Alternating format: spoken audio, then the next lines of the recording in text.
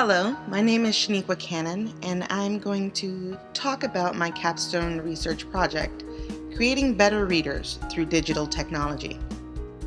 My students lack the reading skills necessary for comprehension as displayed by their consistently low to average district-mandated reading assessment scores. I began my capstone project by asking what would happen if I actually returned to one of the fundamental ways of teaching, reading, by focusing on vocabulary acquisition, all while utilizing the technology my students had readily available, their MacBooks and school-wide Wi-Fi. After researching the work done by other industry professionals, I realized that part of the problem with learning was that students weren't engaged in the process, and that social engagement while learning was just as important.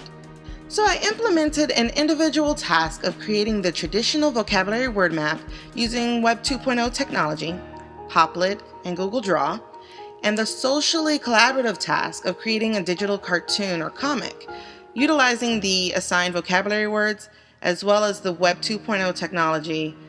My inquiry questions at the start of the capstone project were: 1.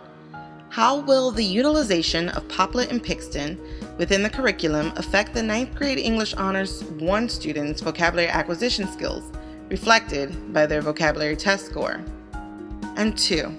Will utilizing Hoplet and Pixton have an effect on the 9th grade students' ability to decode vocabulary unknown to them in their reading and on assessments? The instructional goal of this action research project was to improve students' vocabulary acquisition skills through the consistent use of digital technology. Given the outcome of my project, I would say that goal was achieved. On the Cycle 1 vocabulary pretest, only 5% of the students scored 60% or higher. At the end of Cycle 1, that outcome rose to 24%.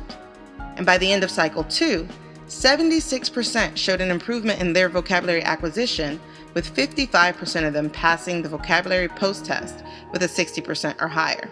Not only did the students' vocabulary acquisition skills improve, the students performed well on the state-mandated reading assessment, the Florida Comprehensive Assessment Test, also known as the FCAT, which they took immediately following the end of Cycle 2.